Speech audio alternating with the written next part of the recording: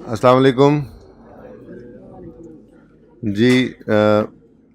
Lecture number 2 start करते हैं कैफ 1 का।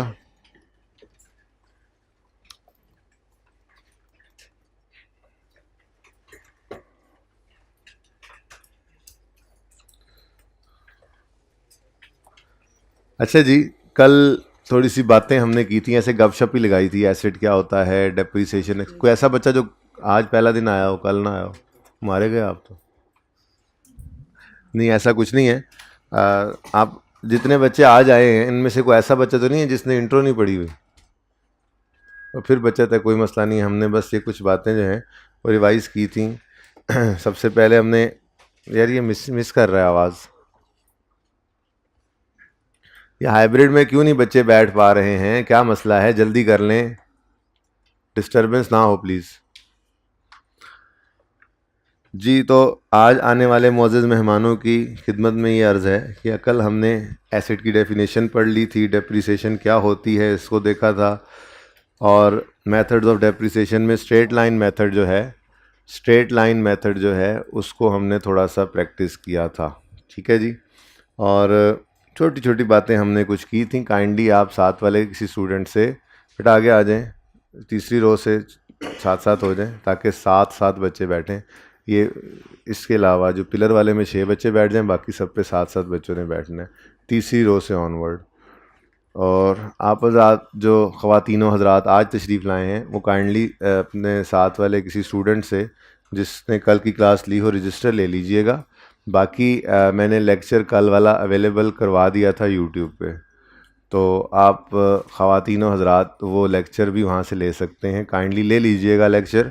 इम्पॉर्टेंट लेक्चर था, छोटी छोटी बातें थी लेकिन ये सारी बातें आगे यूज़ होती रहनी हैं। आज वाले लेक्चर में फिर मसले मसाइल होंगे जिनका कल का लेक्चर नहीं हुआ होगा। तो कितने बच्चों को पता चल गया था कि लेक्चर अपलोड हुआ है यूट्यूब पे? छुट्टी भी की थी और पता भी चल गया था। मतलब इतने बेहोश हैं हम लोग कि हमें छुट्टी भी करते हैं और फिर भी हमें टेंशन नहीं होती है कि क्या हो रहा है।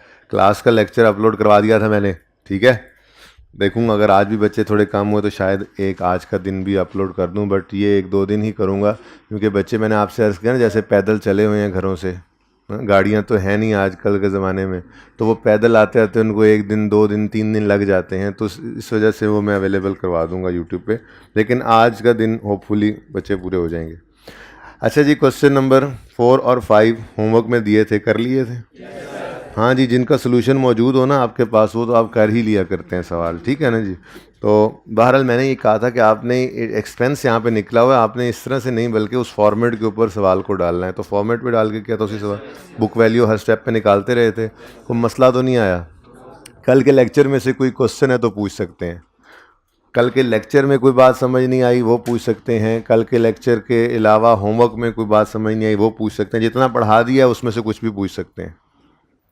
है कोई क्वेश्चन? नहीं है?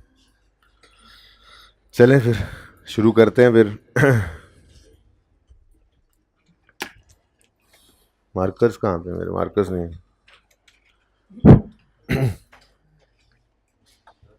जी। ये पता नहीं मेरे हैं मार्कर्स नहीं। चलेंगे बहरहाल। अच्छा जी, हमने बात की डेप्रिसिएशन एक्सपेंस कैलकुलेट कैसे होता है, ठीक है जी। हमने उसको कैलकुलेट करना सीख लिया स्ट्रेट लाइन मेथड के अंदर, लेकिन पूरी बात तो हमने नहीं की थी, ठीक है। आज हम एक सवाल ऐसा करेंगे जिसमें हम एक एसेट को ख़रीदेंगे, फिर उसकी ख़रीदने की एंट्री करेंगे, फिर उसको साल के एंड पे डेप्रिशिएट करेंगे और एसेट का अकाउंट बनाएंगे, एक्यूमुलेटेड ऑप्शन का अकाउंट बनाएंगे, क्यों बनता है ये बात करेंगे, ठीक है। तो एक्सट्रैक्ट्स भी बनाएंगे इंशाल्लाह, income statement, balance sheet.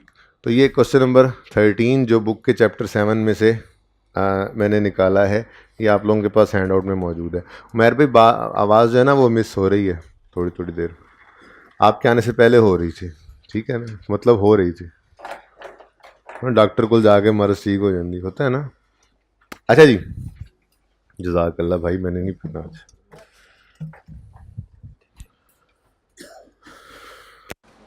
Mister Babar purchase following assets. आज हम ऐसा करते हैं, आज हम अकाउंट्स भी बना लेंगे, आज हम जर्नल एंट्रीज भी, चलो पहला सवाल है मैं उसमें जर्नल एंट्रीज भी पास कर लूँगा, माना कि आपने सारा कुछ किया हुआ है, लेकिन बहरहाल हम दोबारा इसको करेंगे, ठीक है। जर्नल एंट्रीज करेंगे, अकाउंट्स बनाएंगे, डेबिट एक्सपेंस बनाएंगे, फिर इनकम स्टेटमेंट और बैलेंस शीट भी बना लेंगे इंशाल्लाह, ठीक है। बाबर ने कुछ एसेट खरीद लिए हैं जी, किस दिन पहला एसेट खरीदा है? अच्छा, रिक्वायरमेंट ज़रा पढ़िएगा, रिक्वायरमेंट में क्या है जी? Prepare asset account and accumulate, ये एक्यूमुलेशन अकाउंट का होता है, अभी थोड़ी देर में पता लग जाएगा इंशाल्लाह, ठीक है ना। तो हमने अकाउंट्स भी बनाने हैं, लेकिन इसमें नहीं लिखा हुआ मैंने जर्नल एंट्रीज करनी है, पर जर्नल एंट्रीज भी हम कर लेते हैं, ठीक है। अच्छा, अब 9 और 10 के लिए अकाउंट्स बनाने हैं। पहला एसेट 1 अप्रैल 9 को ख़रीदा जा रहा है, प्रॉबेबली इसी दिन बिजनेस शुरू हो रहा होगा। छोटे छोटे सवाल हैं, सिर्फ प्रैक्टिस क्वेश्चंस हैं, ठीक है, इसलिए इनका सर पैर कभी नहीं भी हो तो जो उस्ताद बता रहा होता है ना वही इनका सर पैर होता है, ठीक है ना। तो बहरहाल प्रॉबेबली ये एसेट अभी अभी हमने खरीदे थे, ठीक है। तो हम यहाँ पे जनरल एंट्रीज पास कर लेंगे।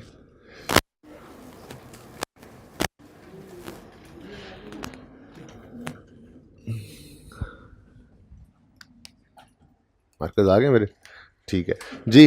1 अप्रैल 2009 को बाबर साहब ने एक एसेट ख़रीदा है 2 लाख रुपए का, ठीक है। तो एसेट खरीदने की एंट्री आती है आप लोगों को? अच्छा, ये डेबिट क्रेडिट कुछ पता है आपको? पक्की बात है? मैं थोड़ा सा टेस्ट ना ले लूँ आप लोगों का, पता नहीं क्या करके आए हैं। क्या तैयार हैं? तैयार हैं? आप लोग तैयार होना चाहिए। तैयार हैं? अच्छा अच्छा, अगर एसेट में डिक्रीज आए तो क्या होता है? और अगर इनकम में इंक्रीज आ जाए तो? और कैपिटल बढ़ जाए तो? और लाइबिलिटी कम हो जाए तो?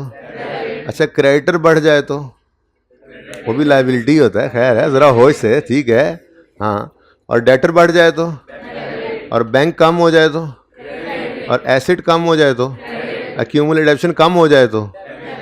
चलो थोड़ा थोड़ा पता है, बाकी सबको नहीं पता, खैर पता है सबको, लेकिन थोड़ा सा रवा होने में टाइम लगेगा ना। छुट्टियां भी तो थी, छुट्टियां थी आप लोगों की? आप लोगों की छुट्टियां कम थी, अच्छा चले। 1 अप्रैल 2008 को बाबर ने एक एसेट खरीदा, 9 को, चले 9 को एक एसेट खरीदा। एसेट खरीदने पर बिजनेस में एसेट बढ़ गया या कम हो गया? एसेट बढ़ गया, तो एसेट डेबिट या क्रेडिट? अच्छा जी, तो एसेट का अकाउंट डेबिट और कैश ही कर दें, कैश कर दें, एसेट डेबिट और कैश क्रेडिट। कितने से जी? जी एसेट ही है, तो एसेट जी बेटा, अच्छा चलें ठीक है। नहीं, एसेट का मतलब ना हमारी अकाउंटिंग में जब लिखा हो नॉर्मली फिक्स एसेट ही होता है। असल में मसला ये है कि यहाँ पे उसने मशीनरी लिखा नहीं है ना सवाल में, तो इसलिए मैं मशीनरी नहीं लिख रहा। हाँ, अगली बार सवाल को जो है ना सही कर दूंगा, इसमें मशीनरी लिख दूंगा, फिर यहाँ मशीनरी लिख लेंगे, ठीक है। तो एसेट डेबिट कैश क्रेडिट कितने से जी? अच्छा, 1000 में क्वेश्चन करना आता है सॉल्व? चलो वो भी थोड़ा सा आज ही सीख लें, पहले दिन ही, ठीक है। Asset debit cash credit, requirement journal entries नहीं, इसलिए मैं इसके ऊपर लिख नहीं रहा हूँ, वरना एक बार लिख लेना चाहिए रुपीज़ इन थाउजेंड्स, ठीक है। रुपीज़ इन थाउजेंड्स में मैंने एक 1000 को कॉमन ले लिया है और 3 सिफरें मेरी बच गई हैं जो सवाल के अंदर मुझे मेरा टाइम बचा देंगी। तो 1000 में, मिलियन में सवाल करना आना चाहिए, ठीक है। करेंगे इंशाल्लाह, हम सवाल किया करेंगे इसी तरह से राउंड करके, ठीक है। अच्छा, उसके बाद एक अहम चीज़ जो कभी कभी बच्चे भूल जाते हैं वो है इस जर्नल एंट्री की नरेशन लिखना। तो सवाल के अंदर अगर जर्नल एंट्रीज रिक्वायर करे तो नरेशन लिखना लाजमी है, अनलेस कि वो रिक्वायरमेंट में खुद कह दे नरेशंस आर नॉट रिक्वायर्ड, ठीक है। अब नरेशन को इतनी बड़ी रॉकेट साइंस कोई नहीं है कि आप मरने वाले हो नरेशन लिखनी है। नरेशन क्या है? ये क्या किया आपने, ये क्या किया है, ये जो आपने एंट्री की इसमें क्या बता रहे हैं आप? बिजनेस ने क्या किया है? एसेट खरीदा है, तो ये नरेशन है ना, लिख दो बस, परचेज्ड एसेट, एसेट पर सिर्फ इतना लिख दो, ये लो एसेट परचेज्ड।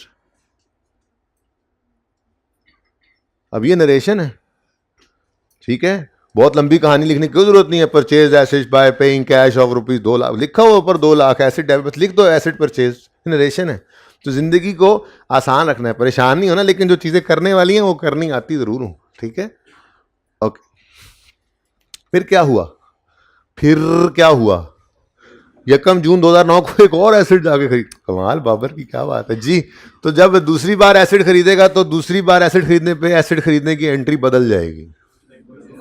एसिड खरीदने की एंट्री तो वही रहनी है, बस डेट बदल जानी है। तो 1 जून 2009 पर बोलिएगा पास होने वाले बोल दें, एसेट डेबिट, जो बोल रहे हैं वही पास हो रहे हैं ना, पास होने वाले बोलते रहे एंट्री से, बेशक शोर ना मचाएं, आहिस्ता आहिस्ता अपने कान तक आपकी आवाज़ जरूर जानी चाहिए। पास होने वाले बच्चों को कह रहा हूँ, ये सारी इंस्ट्रक्शन ना मैं पास होने वाले बच्चों को देता हूँ, जो फेल होने वाले होते हैं वो इन बातों को नहीं मानते थे, ठीक है। तो आहिस्ता आहिस्ता एंट्री बोल दें जी। ये क्या एंट्री है? Asset debit cash credit, asset खरीदने की एंट्री 300,000। बस नरेशन अब एक बार लिख दिया, आप हर बार लिख लेंगे, ठीक है ना। कोई नई चीज़ आएगी तो मैं उसका नरेशन लिख दूंगा। ओके, परचेज्ड एसेट लाजमी है। अगर जर्नल एंट्री सवाल में रिक्वायर करे तो नरेशन लाजमी लिखना, अनलेस के वो खुद कह दे कि नहीं लिखना। अगर वो खुद कह दे नहीं लिखना तो फिर लाजमी नहीं लिखना, फिर लाजमी नहीं लिखना। ओके, अच्छा जी। उसके बाद जी नेक्स्ट है क्या? 1 सितंबर 2000, अच्छा ईयर एंड 31 दिसंबर है। इसका मतलब ये जो 5 लाख वाला एसेट है, ये एसेट तो हमारा अगले साल में परचेज हो रहा है, तो फिलहाल जो है वो इस रो में बैठ जाए, साथ हो जाए बेटा। फिलहाल जो है वो हम इस साल को क्लोज करते हैं, ठीक है। इस साल के हद तक अकाउंट्स भी बना लेते हैं, डेप्शन एक्सपेंस भी कैलकुलेट कर लेते हैं। यहाँ तक कोई मसला है तो वो बता दें, कोई क्वेश्चन है तो पूछ सकते हैं। नहीं, 2 अकाउंट्स रिक्वायर किए हैं। एक तो हमने आसानी से समझ आ जाता है एसेट अकाउंट, ठीक है, बेसिक्स के अंदर शुरू में ये अकाउंट्स बन जाते होते हैं। तो एक तो चले हम ये बना लेंगे। लेजर बनाना आता है ना? कोई ऐसा बच्चा जिसको लेजर बनाना नहीं आता, निकल जाए क्लास। जी, एसेट अकाउंट नहीं, बिल्कुल ना निकले क्लास से, बैठा रहे, आ ही जाएगा जी। और एक्यूमुलेटेड डेप्रीसिएशन अकाउंट पूरा लिखना है आपने, एक्डेप नहीं लिखना। हाँ, मेरा पर्चा पास है, मैं लिखता रहूँ, आपने नहीं लिखना, ठीक है। ये सारे इसमें से निकले कसमें।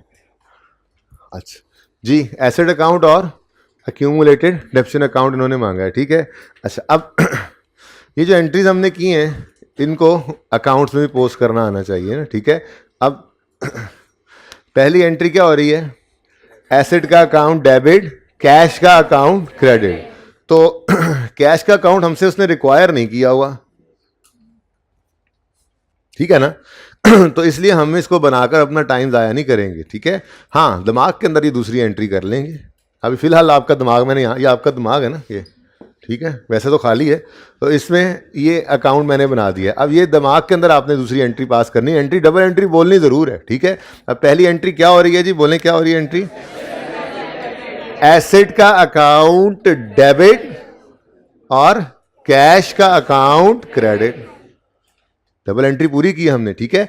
ऐसे ही करते थे ना आप लोगों ने, बचपन में ऐसी एंट्री की होगी, नहीं भी ऐसे की थी तो अब बचपन में ऐसे ही करनी है आपने एंट्री, ठीक है। क्या? पहले सिर्फ फिगर लिखा करनी है, इससे गलती के चांसेस तकरीबन ख़त्म हो जाते हैं। सबसे पहले आप एंट्री बोलते हो फिगर को लिखें, उसके बाद फिर चाहे डेट पहले लिखें, अंग्रेजी लिखें, वो मसला कोई नहीं है, लेकिन इसको पहले लिख लिया करें, ठीक है। एंट्री बोलते हुए मैंने ये फिगर्स यहाँ पर दोनों अकाउंट्स में लिख दी। एंट्री क्या बनी? Asset account debit, cash account credit, ठीक है। अब यहां पर एसेट अकाउंट के डेबिट के अगेंस्ट क्रेडिट क्या हुआ है? तो यहां पे आपने कैश लिख दिया, ठीक है। ये तो बना ही नहीं रहा हूं मैं, अगर लिखना ही है आपने तो यहां पे एसेट लिख दें, कोई मसला नहीं, लेकिन मुझे इसको बनाने की ज़रूरत नहीं है। तो दिमाग के अंदर ये अकाउंट बना करेगा, ये आपका दिमाग है, ठीक है। इसको आपने पर्चे के ऊपर नहीं बनाना, ये रिक्वायर्ड नहीं है। तो ओके, तो asset account debit, cash account credit, ठीक है। अच्छा, डेट भी लिखवा दो भाई, 1 अप्रैल 2009, ठीक है। मिटा दूं ना ये बनाने की ज़रूरत तो नहीं है ना, समझ भी आई है। तो अब डबल एंट्री हम इसी तरह से बोला करेंगे, जो अकाउंट रिक्वायर्ड होगा सिर्फ वो बनाएंगे, लेकिन डबल एंट्री पूरी बोलेंगे। वहाँ से ही पता चल रहा है कि इस 200 वाले डेबिट एसेट के डेबिट के अगेंस्ट क्रेडिट क्या चीज़ हो रही है, यहाँ पे ही पता चल रहा है, ठीक है। उसके सामने कैश लिखा तो हुआ है, तो डबल एंट्री के अंदर दूसरा लेजर बनाने की ज़रूरत नहीं है, ठीक है। हैंडआउट तो है ना सब बच्चों के पास? कल वाला हैंडआउट हाथ खड़ा कर दें, कल वाला हैंडआउट कितने बच्चों के पास नहीं है? चलिए फिलहाल ये सवाल सामने है, अभी क्लास के बाद ये सवाल सामने है ना, ठीक है, यही मैं कर रहा हूँ। ओके, क्लास के बाद एंड पे टीए से आपने ये हैंडआउट कल वाला भी लेते हुए जाना है, आज वाला भी इंश्योर कर लीजिएगा। इन टोटल 3 सफ़े होंगे आपके पास। एक कल वाला 1 सफ़ा मैंने अलग कर लिया था, वो सोल्यूशन वाला आज के होमवर्क का ही है, वो भी ले लीजिएगा। टोटल 3 सफ़े हर बच्चे के पास होने चाहिए, ठीक है। अच्छा जी, तो एसेट डेबिट कैश क्रेडिट तक कोई मसला नहीं। नेक्स्ट क्या है, फिर वही एंट्री है, तो बोले एंट्री। पास होने वाले एंट्री बोलते हैं खान साहब, पास होने वाले एंट्री बोलते हैं, मुंह मुंह में कुंगनियां डाल के नहीं बैठते हैं। बोलो एंट्री। एसेट डेबिट कितने से, 300 से। Asset account debit, cash account credit. यहां पे कैश लिख लो, यकम जून 2009। भाई हाइब्रिड वालों आवाज ठीक है, हाइब्रिड 2 वालों, हाइब्रिड 2 वालों की थोड़ी रोशनी मेरी तरफ कम आ रही है, मैं छुप ना जाए। कोने पे कोई ना बिठाना, 60 वाले कोने पे, नज़र नहीं आ रहा सही। अच्छा जी, यहाँ तक को मसला नहीं, मसला चले। अब अगली कहानी शुरू करते हैं, जो शुरू कल कर दी थी। ये एसेट हमने ख़रीदे तो इस्तेमाल भी किया होगा, ठीक है ना। इस्तेमाल किया है इस साल में। इस एसेट को 1 अप्रैल से 31 दिसंबर तक इस्तेमाल किया। कितने महीने बनते हैं, 9 महीने। इस एसेट को 1 जून से 31 दिसंबर तक इस्तेमाल किया, कितने, 7 महीने। तो ये 9 महीने और 7 महीने दोनों इस्तेमाल हुए। इस्तेमाल हुए तो इन्होंने बिजनेस के अंदर अर्निंग करने में कंट्रीब्यूट किया। इसका मतलब इनकी कुछ कॉस्ट इस साल में एक्सपेंस आउट हो सकती है। अच्छा, आसान वाली बात, इस साल में ये एसेट्स इस्तेमाल हुए, 9 महीने और 7 महीने इस्तेमाल हुए। इस्तेमाल होने से इन्होंने वियर एंड टियर की वजह से वैल्यू लूज़ की। अगर वैल्यू लूज़ की तो डेप्रिसिएशन होनी चाहिए। ये दोनों बातें ही हैं, ठीक है ना। आसान वाली बात क्या है, एसेट की वैल्यू में कमी डिडक्शन। मुश्किल वाली बात क्या है, मुश्किल वाली बात क्या है, एसेट की कॉस्ट को एलोकेट करना उसकी यूजफुल लाइफ पे, क्योंकि उसने अर्निंग्स करने में कंट्रीब्यूट किया है बिजनेस को। तो उधर अर्निंग्स लेनी है तो फिर इस कॉस्ट को भी एक्सपेंस आउट करना है, ठीक है ना। बहरहाल हम एक वर्किंग किया करेंगे डेप्रीसिएशन एक्सपेंस की कैलकुलेशन की। तो डेप्रीसिएशन एक्सपेंस,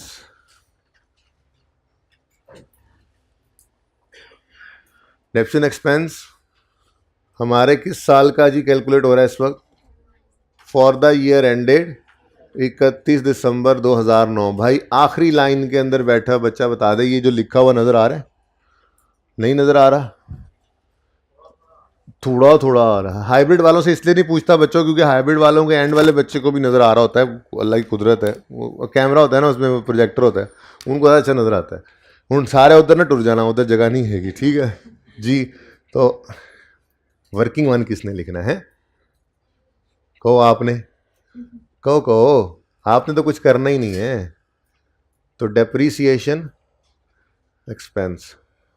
बेटी ये कहता है बच्चे आज कम थे, मैंने कहा 2 दिन में पूरे हो जाएंगे। कहता है बच्चे इस दफ़ा स्टार्ट में ज़्यादा आ गए। मैं कहा स्टार्ट में ही तो ज़्यादा आते हैं, 1 हफ्ते बाद फिर पिछली एक लाइन गायब होती है, 2 हफ्ते बाद 2 को लाइनें गायब होती हैं, तीसरे हफ्ते सर्दियाँ शुरू, जब सही सर्दियाँ आ जाएंगी फिर बिस्तर से निकलेगा कौन, ठीक है ना। तो फिर अगली बार पढ़ लेंगे गर्मियों वाले सेशन में। जो ऐसा करेगा कि एक लाइन गायब हो रही है, छुट्टी कर रहे हैं, बिस्तर नहीं छोड़ रहा, सुबह 7:30 नमाज पढ़ के ना बिस्तर में घुसना ही नहीं है, ठीक है ना। हाँ, तो क्लास के अंदर आते रहना है, क्योंकि जो छुट्टी करेगा वो फिर अगली बार गर्मियों वाले सेशन के अंदर पढ़ लेगा। सर्दियों वाले सेशन के अंदर पास तो उसने होना नहीं। बात समझ रहे हैं ना, छुट्टी नहीं करनी है, एक छुट्टी नहीं करनी है, दूसरा टेस्ट नहीं मिस करना है, तीसरा होमवर्क नहीं मिस करना है, बाकी जो मर्जी करे। ओके, हमने 2009 का एक्सपेंस निकालना है। 2 एसेट्स हमने इसी साल खरीदे हैं, तो जो इस साल खरीदे हैं अकाउंटिंग के अंदर उनको कहा जाता है ये एडिशन हुआ है, फिक्स एसेट का एडिशन हुआ है। मैं पता नहीं किसी वजह से ये 2 लाइनें छोड़ रहा हूँ, पता नहीं, थोड़ी देर में पता लग जाएगा। फिलहाल तो मैं आपको कह रहा हूँ कि एक फॉर्मेट है ना, सेट। देखें, हमारे अकाउंटिंग के अंदर कोशिश ये रहेगी कि कोई टॉपिक ऐसा नहीं हो जिसके बारे में आप लोगों की तरफ से मुझे ये सुनने को मिले कि सवाल शुरू कैसे करना है ये तो पता ही नहीं चलता, आइए 16 का सवाल शुरू कैसे करना है तो पता ही नहीं चलता, आइए सेट का सवाल शुरू कैसे करना है जी पता, कैश फ्लो का सवाल शुरू कैसे करना है जी पता नहीं चलता। ऐसी कोई बात सुनने को नहीं मिलनी चाहिए। तो उसका हल यही है कि हम एक सेट फॉर्मेट के ऊपर हर सवाल किया करेंगे, और बोर्ड के भी एरियाज़ आपको याद रहा करेंगे इंशाल्लाह, क्योंकि मैं उसको भी कोशिश करता हूँ चेंज ना करूँ। अब कॉन्सेप्ट अपनी जगह पे, लेकिन ये थोड़ी बहुत चीज़ें फिर अपनी जगह पे हेल्प करती हैं, ठीक है। कि आपको पर्चे के अंदर जैसे ही IAS 16 का सवाल नज़र आएगा, आप कहेंगे अच्छा जी इसको तो नोट बनाना है, हाँ जी नोट तो हम ऐसे बनाते थे। जब हर सवाल एक तरीके से किया हो, कैश फ्लो का सवाल आएगा, आपको पता होगा जी हर सवाल ही एक तरह से करना है, तो ये भी उसी तरह से होना है, ठीक है ना। तो इसलिए हम फॉर्मेट के ऊपर थोड़ा सा ये ध्यान देंगे, कोई नहीं रटा नहीं लगाएंगे। हर सवाल जब एक तरह से मैं कराऊंगा तो वो खुद ही फॉर्मेट याद हो जाएगा, आप लोगों को इसमें आसानी होगी, ठीक है। तो इसलिए ये ज़रा मैं इस तरह से 2 लाइनें छोड़ रहा हूँ कि आपको फिर बताऊंगा अच्छा यहाँ पे भी कुछ आ सकता था। बहरहाल मुझे बताओ, डेप्रिसिएशन एक्सपेंस हमने निकालना है उन एसेट्स पे जो क्या किए हैं हमने, खरीदे हैं इस दफ़ा, ठीक है। तो हम उसको कहा करेंगे कि ये डेप्रिसिएशन एक्सपेंस हम निकाल रहे हैं ऑन एडिशंस। एंड वालों को फिर थोड़ा थोड़ा नज़र आएगा, इसलिए ऑन एडिशंस। जी एडिशंस के ऊपर डेप्रिसिएशन कैलकुलेट करनी है। सबसे पहला एडिशन कितने रुपए वाला है, कॉस्ट है ना। अच्छा सारा सवाल पढ़ लिया, कहीं पे रेट ऑफ डेप्शन नज़र नहीं आया। अच्छा, टेबल के नीचे गिवन है डेप्शन रेट इज 10%, नीचे है स्ट्रेट लाइन मेथड के ये रेट, ठीक है। अब स्ट्रेट लाइन मेथड है, ठीक है। तो स्ट्रेट लाइन मेथड और 10% रेट। अच्छा अगर पर्चे के अंदर गिवन ना हो रेट तो भी स्ट्रेट लाइन ही यूज़ कर लिया करते हैं हम, ये आपको बताया गया होगा इंट्रो में, ठीक है। नहीं तो अभी बता दूंगा इंशाल्लाह मैं आगे चल के, जब रेट के साथ मेथड गिवन नहीं होगा, ठीक है। अच्छा जी, तो कितनी कॉस्ट है भाई, कॉस्ट माइनस रेजिडुअल वैल्यू कितनी है, नहीं है तो अब आइंदा से लिखा नहीं करेंगे, ठीक है ना, टाइम ज़ाया नहीं करेंगे, फिलहाल लिख लें, पहला दिन है ना, ठीक है। तो cost minus residual value over useful life या इनटू रेट, एक ही बात थी ना, प्रैक्टिस कीजिए आपने। ओवर यूजफुल लाइफ वाला सवाल मैंने करवाया था, इनटू रेट वाले आपने घर पे किए थे, ठीक है। तो कॉस्ट माइनस रेजिडुअल वैल्यू, यहाँ पे रेट गिवन है तो इनटू रेट कर दें 10%। लेकिन मसला क्या है, ये पूरे साल की डेप्रीसिएशन निकलेगी, ये फॉर्मूला पूरे साल की डेप्रिसिएशन निकालता है। हमें ये पूरा साल एसेट इस्तेमाल ही नहीं हुआ तो हमें इसके पूरे साल की डेप्रिसिएशन नहीं चाहिए। किस दिन से इस्तेमाल करना शुरू किया है, कब तक किया है, क्योंकि अभी तो डिस्पोजल पड़ा ही नहीं ना, ठीक है। तो अगर एक बार खरीद लिया तो फिर यही नॉर्मल असम्पशन यही है ना, फिर इस्तेमाल हुआ है पूरा साल, ठीक है। तो 1 अप्रैल से 31 दिसंबर, आगे किसी वक्त बात करेंगे आगे चल के बीच में अगर 1-2 महीने बंद भी हो जाए तो डेप्रिसिएशन बंद नहीं होती, पर वो जब बात आएगी कर लेंगे। फिलहाल तो सिंपल क्वेश्चन है, ठीक है ना। तो 1 अप्रैल 2009 से 31 दिसंबर 2009 तक डेप्रिसिएशन कितने महीने की, 9 मंथ्स की, तो इंटू 9/12। भाई आपको समझ आ रही है सही, कहाँ से आए हो आप, कोयटा से, ज़बरदस्त। छुट्टी की ना तो मैं वापस कोयटा भेज दूंगा पैदल, ठीक है जी। 15 छुट्टी नहीं करनी, ठीक है ना जी। अच्छा जी उसके बाद एक और एसेट खरीदा हमने, कितने का, कॉस्ट माइनस रेजिडुअल वैल्यू, इसकी कितनी है, इसकी भी कोई नहीं है, अभी आइंदा से नहीं लिखा करेंगे, बस आज लिख रहा हूँ मैं, इंटू रेट इंटू 9/12, बाटा रेट 9/12 कर दें। नहीं, ये दूसरा एसेट हमने खरीदा है 1 जून को, तो 1 जून से 31 दिसंबर तक 6 महीने बनते हैं। डायरेक्ट नहीं करना वरना पर्चे के अंदर आई के अपने छोटा कर देना, अगर आपने बड़ा बनने की कोशिश की तो उंगलियों पे गिन लें, शर्म की बात नहीं, मैं अभी भी उंगलियों पे गिन लेता होता हूँ मंथ्स, ठीक है ना। तो 1 जून से 31 दिसंबर तक कितने मंथ्स बनते हैं, जून जुलाई अगस्त सितंबर अक्टूबर नवंबर दिसंबर, 7/12 जी। 9/12 है और ये 7/12 है। एंड वाला नहीं भी नजर आ रहा तो बोल रहा हूँ अब जी, 17.5 नजर आ रहा है, थोड़े वाले, आखिरी वाले से पूछ रहा हूँ। अच्छा जी, और कोई एसेट खरीदा, साल मुकम्मल हुआ तो डेप्रिसिएशन एक्सपेंस भी टोटल फिर यही है, ठीक है जी। तो टोटल कितना डेप्रिसिएशन एक्सपेंस बन गया, 32.5। जो 1000 में नहीं कर रहे होंगे सवाल, उनका आंसर आएगा 32,500, ठीक है जी।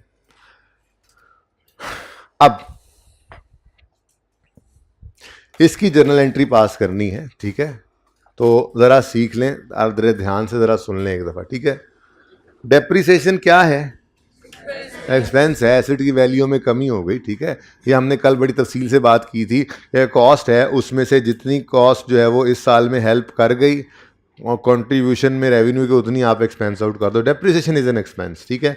तो जब एसेट एक साल या कुछ अरसा इस्तेमाल हो गया तो इतना डेप्रीशिएट हो गए एसेट, इतना मतलब इतनी वैल्यू लूज कर गए तो इतना एक्सपेंस बढ़ गया ना। तो ये डेप्रिसिएशन एक्सपेंस बढ़ रहा है। एक्सपेंस का बढ़ना तो क्रेडिट होता है ना, एक्सपेंस का बढ़ना क्रेडिट होता है ना। ये इतनी आवाज़ पहली बार ही आनी चाहिए थी, क्योंकि ये तो ऐसा मैंने जब वो जुमला बोल दिया था कि वहाँ से एंड से बच्चे को उछल के कहना, ओ सर क्या कह रहे हैं, एक्सपेंस क्रेडिट नहीं जी। तो डेप्रिसिएशन एक्सपेंस बढ़ने पर क्या होगा? अच्छा, अब डेप्रिसिएशन एक्सपेंस तो डेबिट हो गया, पूरा लिखना है आपने, डेप एक्स पर नहीं लिखना, ओके। डेप्रिसिएशन एक्सपेंस क्या हो गया? डेबिट। कितने से?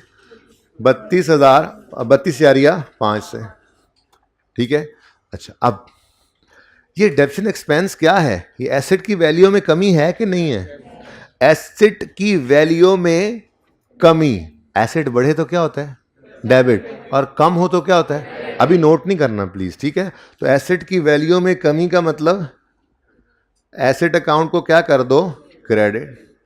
अब ये एंट्री बिल्कुल ठीक है भाई, बिल्कुल ठीक है, नो करने वाले, ये एंट्री बिल्कुल ठीक है। ये एंट्री करना भी सिखाऊंगा, इस तरह से अकाउंट बनाना भी सिखाऊंगा, ऐसे पर्चे में भी टेस्ट होता है, ऐसी बात नहीं है कि ये कोई गलती है। ये एंट्री बिल्कुल ठीक है, लेकिन एक बेटर प्रेजेंटेशन भी है, इससे ज़्यादा अच्छी प्रेजेंटेशन भी है। फिलहाल हम उसकी तरफ मूव करेंगे, फिलहाल हम इसको पेंडिंग कर देंगे। हम उस एंट्री से सारा काम कर लेंगे, फिर आज से कोई 6, 7, 8 लेक्चर्स के बाद जाकर मैं आप लोगों को ये वाली एंट्री भी करना सिखाऊंगा और इससे अकाउंट बनाना भी सिखाऊंगा। ये एंट्री बिल्कुल ठीक है, इस एंट्री में कोई गलती नहीं है। ये बात समझ आ रही है? एंट्री समझ, ज़्यादा लॉजिकल है, ज़्यादा आसान है, ये काम ज़्यादा आसान है। हम पहले मुश्किल वाला सीख लेंगे, ठीक है। तो क्या है जी? डेप्रिसिएशन की एंट्री है, मैंने लिखी, depreciation expense debit asset credit, इसमें कोई गलती नहीं है। लेकिन फिलहाल हम इस एंट्री को नहीं करेंगे, एंट्री ये करेंगे लेकिन इसमें एसेट अकाउंट को डायरेक्ट क्रेडिट नहीं करेंगे, ठीक है।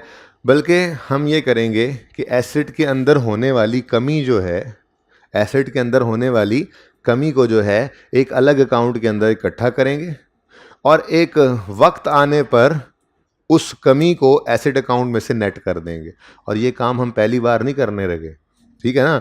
अगर आप फिक्स एसेट का अकाउंट पहली बार भी बना रहे हैं ना, और ये नाम पहली बार भी सुनने जा रहे हैं, तो बेसिक्स तो सब ने पढ़ी होंगी ना, ठीक है। मुझे एक बात बताओ, आपको बचपन में इंट्रो के अंदर उस्तादों ने क्या सिखाया था? सेल और सेल रिटर्न एक ही लेजर में रखो। क्या कहा था उन्होंने? सेल को अलग रखो, सेल रिटर्न को अलग।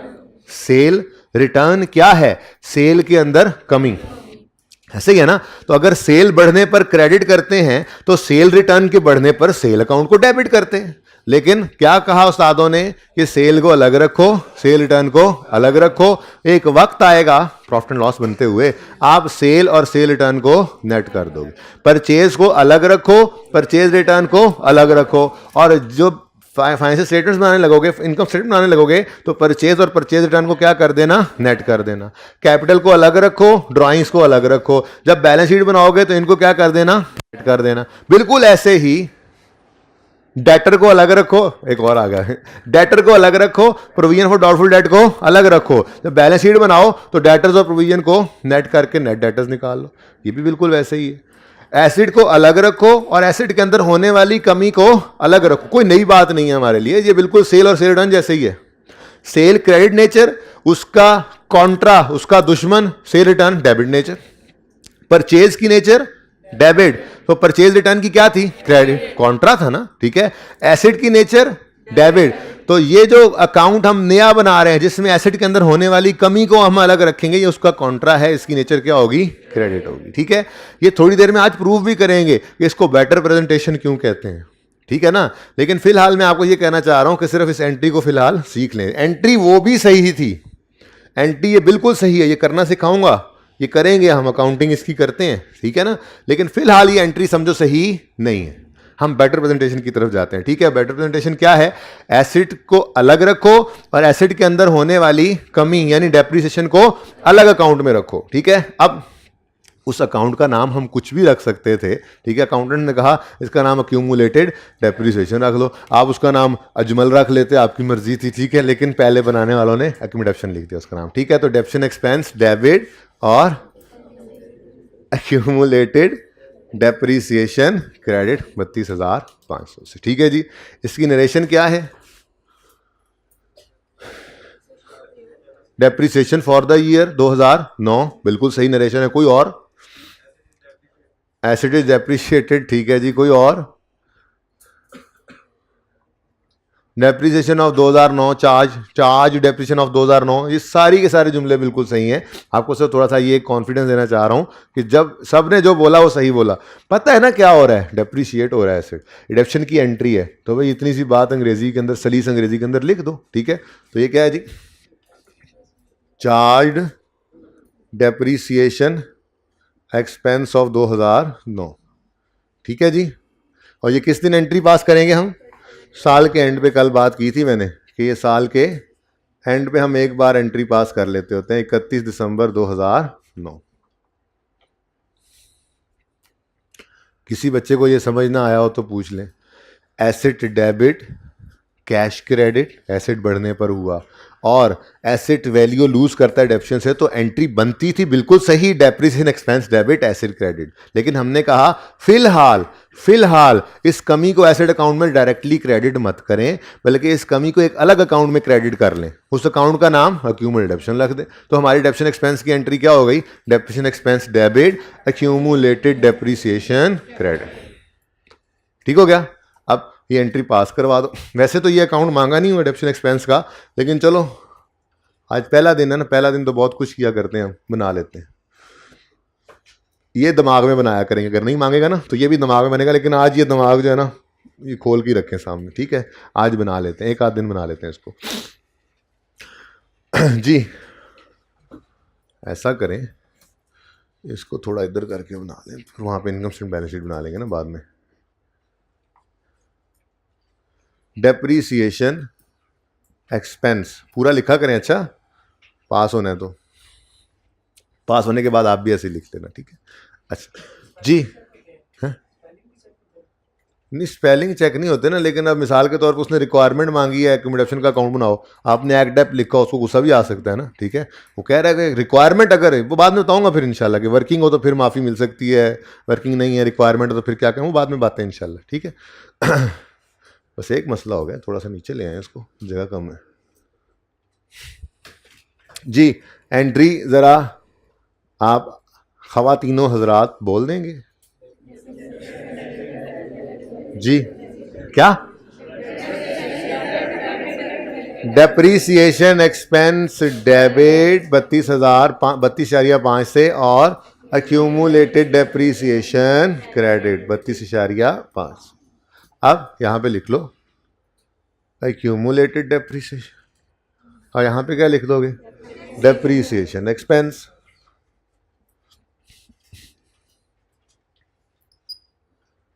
ज़्यादा नहीं पढ़ाऊंगा मैं आज, एक सवाल ये करवाऊंगा, शायद एक आधा इस तरह और करवा दूं, और ऐसे ही सवाल होमवर्क में दूंगा, क्योंकि ये वो बुनियाद है जिसके ऊपर सारी बिल्डिंग खड़ी होनी है। ठीक है ना? और जिन्होंने मतलब ज़्यादा तो नहीं पढ़ाता मैं, कल भी ज़्यादा नहीं पढ़ाया, आपके सामने ही है, थोड़ी बहुत गपशप, चार तो चीज़ें लिखी हुई थी, ऐसे ही है ना?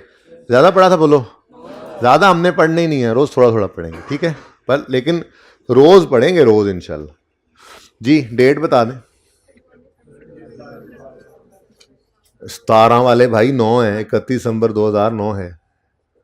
17 वाला पता नहीं कितने बैठा है मुंडिया, ठहरो मैं ज़ियारत करना चाहूँगा।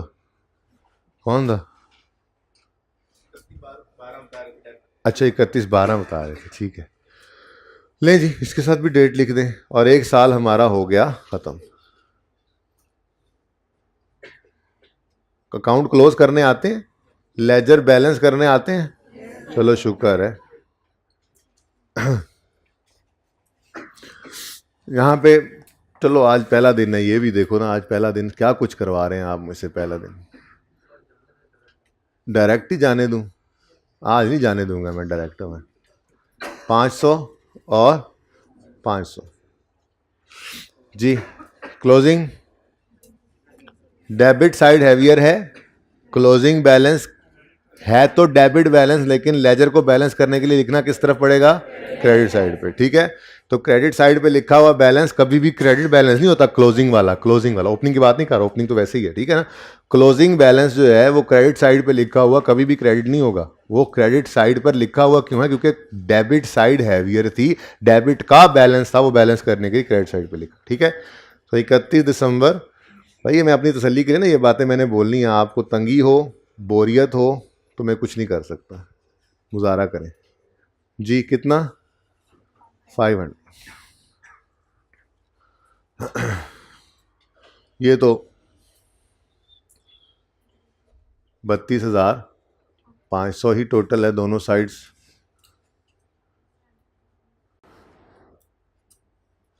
और 31 दिसंबर 2009 पर कैरी डाउन क्या आ गया जी, 32,500। और मज़े की बात यह है कि हमारे डेप्रीसिएशन एक्सपेंस का बैलेंस भी इस साल के एंड पे 32,500 ही है। इसकी क्या वजह है, क्यों डेप्शन और डेप्शन एक्सपेंस का बैलेंस सेम क्यों है? पहले साल में जो इस साल की डेप्शन है वही आज तक की डेप्रीसिएशन है, जो इस साल की डेप्शन 9 की डेप्शन है वही, क्योंकि अभी तो उससे पहले तो एसेट इस्तेमाल ही ना हो रहा था, तो जो 9 की डेप्शन है टोटल आज तक की डेप्शन भी उतनी ही है। इसलिए वैसे ये दोनों चीज़ें डिफरेंट हैं। डेप्शन एक्सपेंस का मतलब है इस साल की डेप्शन, फॉर द ईयर डेप्शन, और एक्यूमुलेशन का मतलब है आज तक की। तो 31 दिसंबर 9 वाले साल की जो डेप्रीसिएशन है वही 31 दिसंबर 9 तक की डेप्शन भी वही है, क्योंकि इससे पहले एसेट था ही नहीं, ये पहला साल है ना, ठीक है, इसलिए दोनों सेम आ रहे हैं। ओके, चलो यार, आप लोग कह रहे थे डायरेक्ट भी कर लें, कुछ नहीं किया टोटल मैंने, ठीक है, अब ठीक है जी। अगर मैं इनकम स्टेटमेंट के एक्सट्रैक्ट्स बनाऊं, एक्सट्रैक्ट्स का पता है? किसी को ना पता हो हाथ खड़ा करे ताकि मैं समझा दूं एक्सट्रैक्ट्स क्या होते हैं। देखें जी, पूरी इनकम स्टेटमेंट क्या है, sales less cost of sales, GP, add other income, less selling expenses, admin expenses, other expenses, finance cost, पता नहीं क्या क्या। अब मैं जो अपना फिक्स एसेट डेप्शन का टॉपिक कर रहा हूं, इसमें से relevant figure profit and loss के लिए कौन सी निकली है? सिर्फ डेप्रिसिएशन एक्सपेंस निकला है। तो अब मैं बेलने बाजू थोड़ा ही आया हुआ है कि मैं सारा प्रॉफिट एंड लॉस बनाने बैठ जाऊं, ठीक है ना। मैंने सारा प्रॉफिट एंड लॉस अकाउंट नहीं बनाना, बल्कि सिर्फ एक्सट्रैक्ट्स शो करने हैं कि अगर पूरी इनकम स्टेटमेंट के अंदर ये डेप्शन एक्सपेंस प्लेस करना हो तो ये एक्सपेंसेस के अंदर नज़र आता है। तो इसका हल ये होता है कि इसके इस तरह से ना 7 एक्सट्रैक्ट्स लिख दिया, ठीक है। अब एक्सट्रैक्ट्स लिखने के बाद आपने सिर्फ, वैसे तो बड़े होकर ये भी नहीं लिखेंगे हम, एक्सपेंसेस की हेडिंग भी नहीं देंगे, लेकिन चलो अभी दे देते हैं एक्सपेंसेस की हेडिंग, कि हमने सिर्फ एक्सपेंसेस के अंदर डेप्रीसिएशन एक्सपेंस को शो करना है। बात समझे हो? तो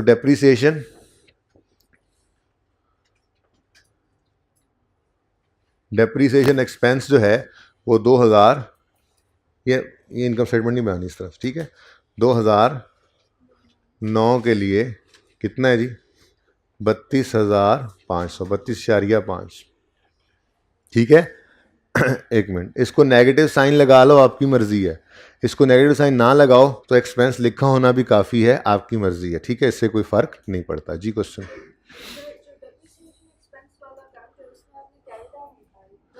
जी बेटा ऐसा होता है, असल में ये जो लेजर्स के कैरी डाउन है ये यहाँ से निकल कर ट्रायल में जाते हैं। इस कैरी डाउन का मतलब ये है ये कैरी डाउन टू ट्रायल है, ठीक है।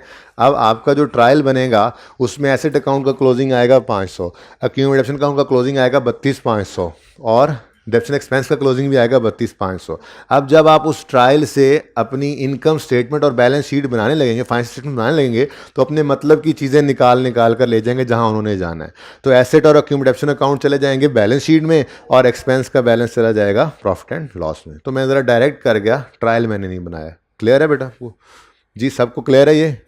ठीक है, ये क्वेश्चन बिल्कुल रेलेवेंट क्वेश्चन था और अच्छा क्वेश्चन था। ये बच्चों को कन्फ्यूजन हो सकता है क्योंकि बच्चे डिफरेंट जगह से पढ़ के आते हैं, ठीक है ना। कुछ टीचर्स इस तरह भी करते हैं, यहाँ पर इनकम स्टेटमेंट ही लिख देते हैं, ठीक है ना। उससे ज़्यादा बच्चों को ये वाला कन्फ्यूजन नहीं होता जो अभी हुआ। तो मैंने बहरहाल ये कन्फ्यूजन अब इस क्लास में दूर कर दिया कि मैंने इन कैरी डाउन्स का मतलब क्या रखा हुआ है, कैरी डाउन टू ट्रायल, यानी कि इसके बाद ये कहाँ चली जाएंगी चीज़ें, ट्रायल में। ट्रायल से फिर इनकम स्टेटमेंट वाली इनकम स्टेटमेंट में, बैलेंस शीट वाली बैलेंस शीट में, ठीक है। छोटा सा ट्रायल बना ही लेते हैं, चलें। Debit credit trial balance, TV हो गया इसको। अच्छा जी, asset account 500, accumulated depreciation account 32.5 और डेप्रीसिएशन एक्सपेंस 32.5। ठीक है, अब ये इस ट्रायल से मैंने इस फिगर को उठाया है और यहाँ पर प्लेस करते हैं, जैसे income statement balance sheet basics में बनाया करते थे। ठीक हो गया, डन है, कोई कन्फ्यूजन तो नहीं है।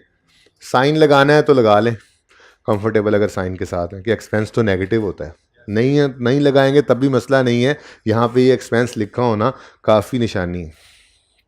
इवन यहाँ पे एक एक्सपेंस और एक इनकम है, दोनों के साथ साइन ना लगाओ तब भी चलेगा, क्योंकि एक्सपेंस और इनकम आपने लिखा तो हुआ है। ठीक है, बट स्टिल अगर आप कंफर्टेबल हैं एक्सपेंस को नेगेटिव लिखने से तो लिख लें, यहाँ तक को मसला नहीं। उसके बाद बैलेंस शीट है, इधर की बजाय इसके नीचे ही बना लेते हैं बैलेंस शीट के एक्सट्रैक्ट्स बना लेते हैं।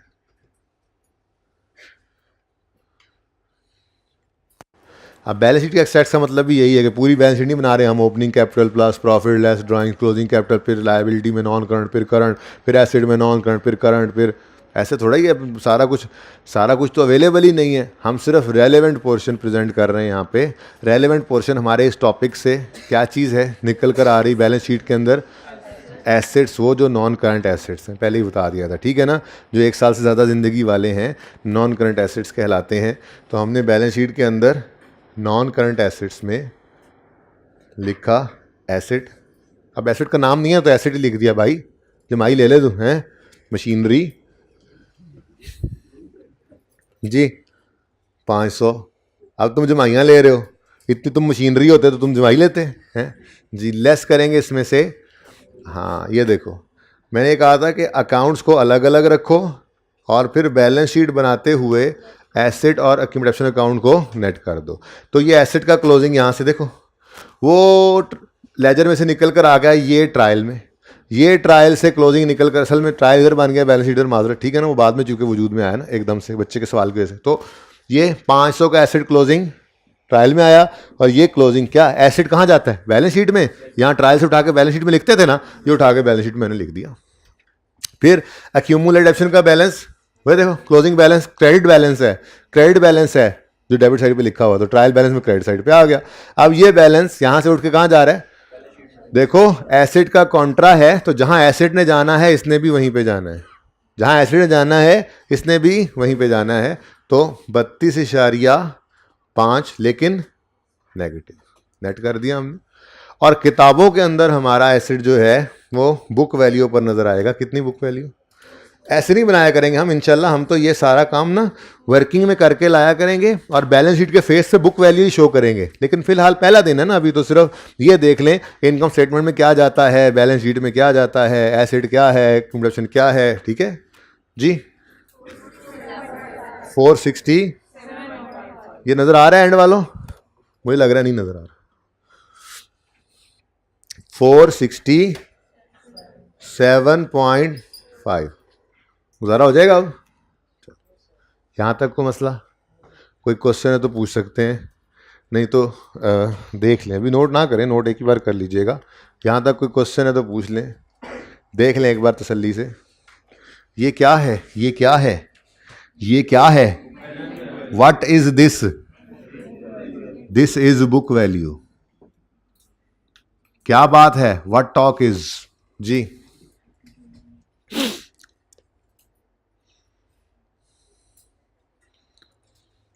कोई क्वेश्चन नहीं है, चलें आगे। चलें फिर, अगले साल के अंदर क्या हो रहा है। आपको कहना चाहिए था सर ये एडिशन तो बात की बात है, आपको इधर आना ही नहीं चाहिए था। सबसे पहला काम तो क्या करना चाहिए था, पिछले साल के क्लोजिंग बैलेंसेस को ओपनिंग बनाना चाहिए था। आपको इतनी काउंटिंग भी नहीं आती है, आप पहले अगले साल यकम सितंबर पे पहुंच गए हैं और यकम जनवरी 10 इससे पहले आना है। तो सबसे पहला काम अगले साल में क्या करना है, क्लोजिंग बैलेंसेस को ओपनिंग बनाना है। तो यकम जनवरी 2010 पर ब्रॉड डाउन, ये CD BD का पता है ना। अच्छा चलो ठीक है,